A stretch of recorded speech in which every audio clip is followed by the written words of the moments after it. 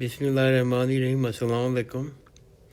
انشاءاللہ ہم آج بھی سورہ آل عمران کا مطالعہ جاری رکھیں گے۔ آج اس سلسلے میں ہماری 17ویں نشست ہے اور آج کے مطالعے میں ہم سورہ آل عمران کی 121 آیت سے لے کر 147 آیت تک، یعنی کہ 13ویں رکوع سے لے کے 15ویں رکوع تک کا مطالعہ کریں گے۔ اور آج کی ان آیتوں میں ہمیں بار بار جنگ غزوہ احد اور غزوہ بدر کا ذکر ملے گا، اور کچھ صورتیں ہمیں سود کے متعلق بھی ہیں اور باقی صورتیں جنت کے متعلق ہیں اور مومنوں کی ان صفات کے متعلق ہیں کہ جو ان کو جنت کا حقدار بنائیں گے، اور انشاءاللہ ہم اس کا مطالعہ آج کریں گے۔ بسم اللہ الرحمن الرحیم۔ سورہ آل عمران اور آیت نمبر ہے 121۔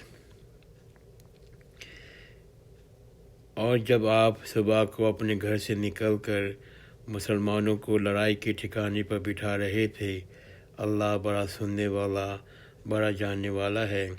121 اور 120 اور 121 اور 122 یہ آیتیں غزوہ احد کے متعلق ہیں۔ اللہ تعالیٰ فرما رہا ہے کہ جب آپ صبح کو اپنے گھر سے نکل کر مسلمانوں کو لڑائی کے لیے ٹھکانوں پر بٹھا رہے تھے، اللہ بڑا سننے والا، بڑا جاننے والا ہے۔ یا تم میں سے دو گروہوں نے ہمت ہار دینا چاہی تو اللہ ان دونوں جماعتوں کا مددگار تھا، اور ایمان والوں کو تو اللہ ہی پہ بھروسہ رکھنا چاہیے۔ بہت خوبصورت آیت ہے کہ ایمان والوں کو تو اللہ ہی پہ بھروسہ رکھنا چاہیے، ایمان والوں کو تو اللہ ہی پہ بھروسہ رکھنا چاہیے۔ بے شک اللہ بدر میں تمہاری مدد کر چکا ہے، حالانکہ تم اس وقت بہت کمزور تھے، بس تم اللہ سے ڈرتے رہو تاکہ تم شکر گزار رہو۔ جب آپ مسلمانوں سے کہہ رہے تھے کہ کیا تمہیں یہ کافی نہیں کہ تمہارا رب آسمان سے اتارے ہوئے 3000 فرشتوں سے تمہاری مدد کرے، کیا تمہیں یہ کافی نہیں کہ تمہارا رب آسمان سے اتارے ہوئے 3000 فرشتوں سے تمہاری مدد کرے؟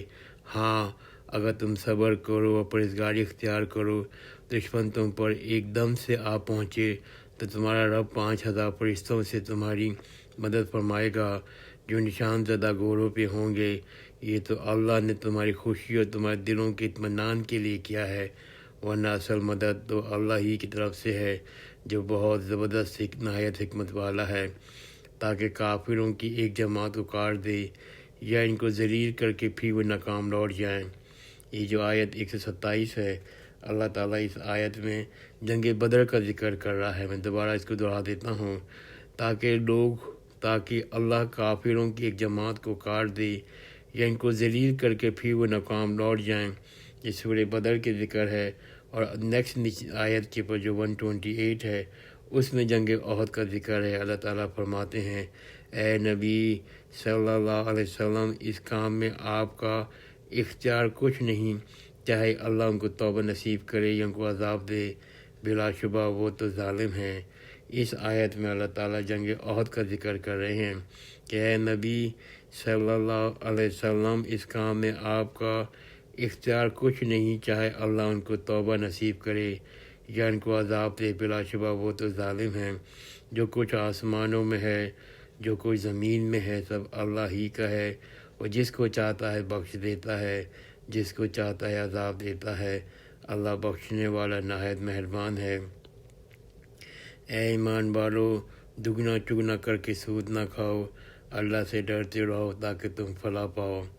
اس آیت میں اللہ تعالیٰ سود کم یا زیادہ بالکل حرام ہے اس کا ذکر فرما رہے ہیں کہ اے ایمان والو، دگنا چگنا کر کے سود نہ کھاؤ، اللہ سے ڈرتے رہو تاکہ تم فلاح پاؤ، اور اللہ سے ڈرتے رہو تاکہ تم فلاح پاؤ، اور اللہ سے ڈرتے رہو تاکہ تم فلاح پاؤ، اور اس آگ سے بچو جو کافروں کے لیے تیار کی گئی ہے، اور اللہ اور اس کے رسول صلی اللہ علیہ وآلہ وسلم کی اطاعت کرو تاکہ تم پہ رحم کیا جائے، اور اللہ اور رسول صلی اللہ علیہ وآلہ وسلم کی اطاعت کرو تاکہ تم پہ رحم کیا جائے۔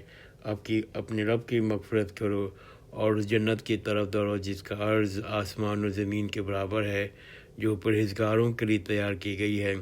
اللہ تعالیٰ ہمیں بتاتے ہیں اس آیت میں کہ جنت کی طرف دوڑو جس کا عرض آسمان اور زمین کے برابر ہے، جو پرہیزگاروں کے لیے تیار کی گئی ہے۔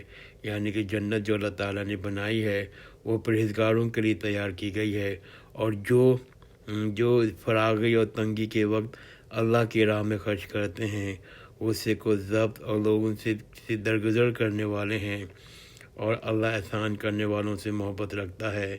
تو اللہ تعالیٰ فرماتے ہیں کہ جنت کی طرف دوڑو، اور جو پرہیزگاروں کے لیے تیار کی گئی ہے، جو فراغی اور تنگی کے وقت اللہ کی راہ میں خرچ کرتے ہیں، یعنی کہ جنت ان کے لیے بنائی گئی ہے جو پرہیزگاری کرتے ہیں، جو غربت میں مشکل میں بھی اللہ کی راہ میں خرچ کرتے ہیں، غصے کو کنٹرول کرتے ہیں، غصے کو ضبط کرتے ہیں، اور بہت اہم بات یہ کہ لوگوں سے درگزر کرتے ہیں، لوگوں کو معاف کرتے ہیں، لوگوں کی چھوٹی چھوٹی غلطیوں کو درگزر کرتے ہیں اللہ کے خاطر، اور اللہ احسان کرنے والوں سے محبت رکھتا ہے۔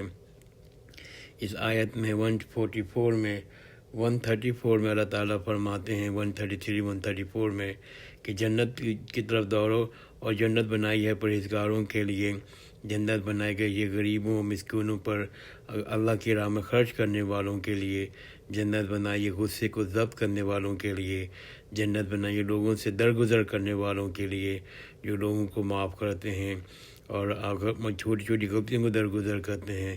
اللہ احسان کرنے والوں سے محبت رکھتا ہے۔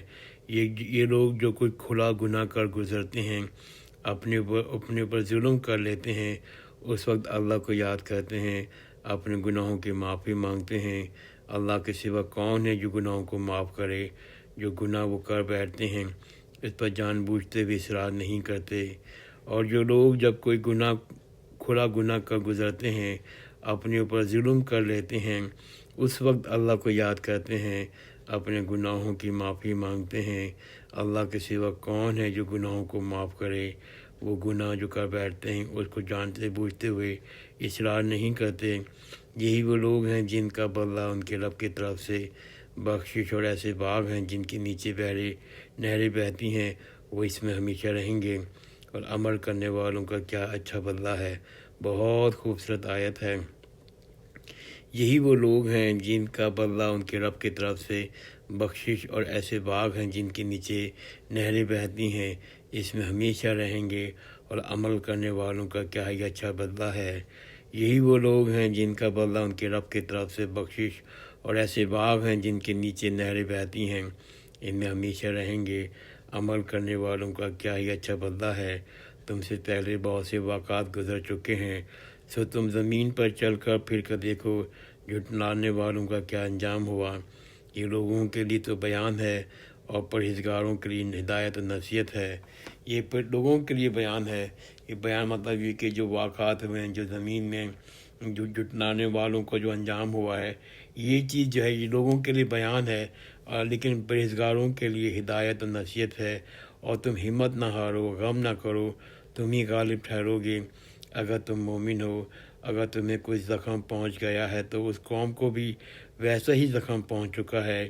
یہ گردش ایام میں ہم لوگوں میں اسی طرح کرتے رہتے ہیں تاکہ اللہ ایمان والوں کو جان لے، تم میں سے بعض کو شہید بنائے۔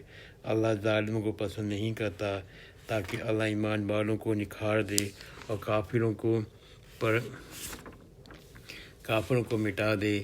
کیا تمہارا یہ خیال ہے کہ تم جنت میں داخل ہو جاؤ گے، حالانکہ ابھی تک تو اللہ نے تم میں سے جہاد کرنے والوں اور صبر کرنے والوں کو آزمایا ہی نہیں، اور تم تو اس جنگ کا سامنا کرنے سے پہلے ہی مرنے کی آرزو کیا کرتے تھے، سو اب تو تم نے اس کو آنکھوں کے سامنے دیکھ لیا۔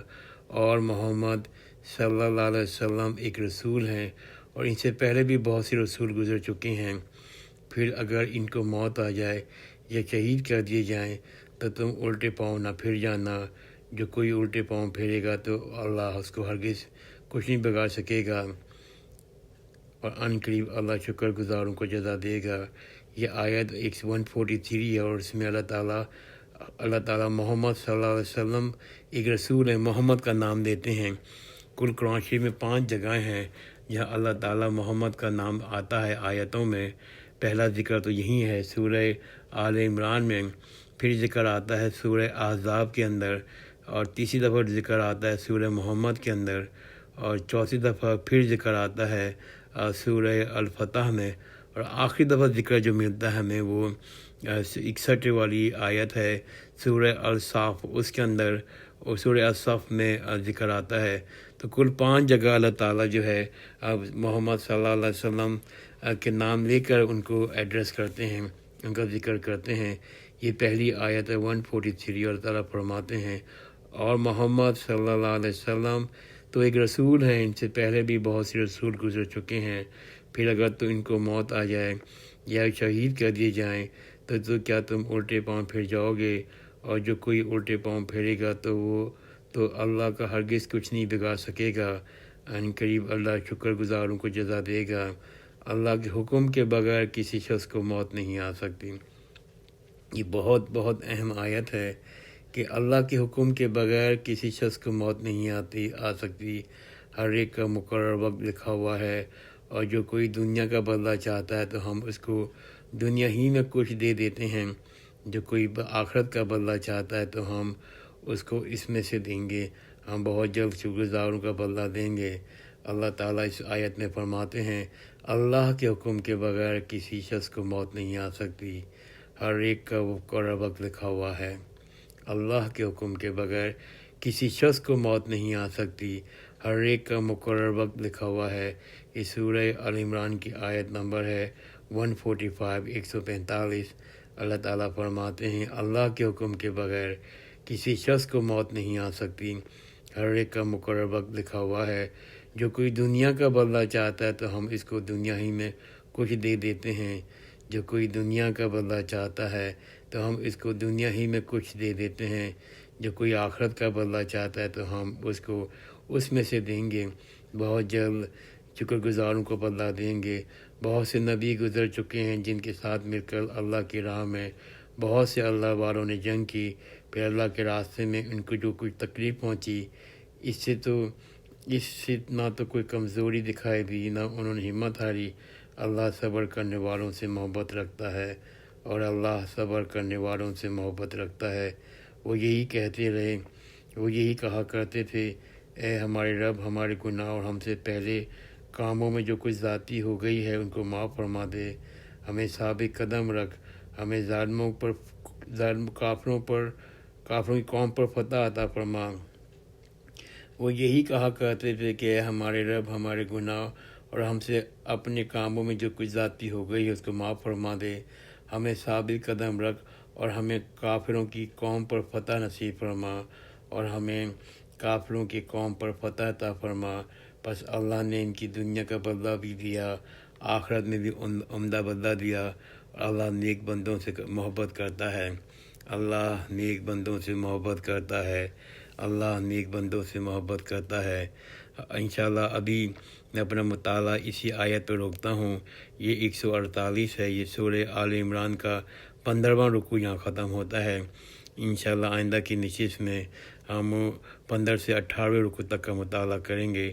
اللہ تعالیٰ ان آیتوں کا جس کا مطالعہ میں نے آج کیا ہے اس پر مجھے عمل کرنے کی توفیق دے، آپ سب کو بھی عمل کرنے کی توفیق دے۔ جزاک اللہ خیرن، خدا حافظ۔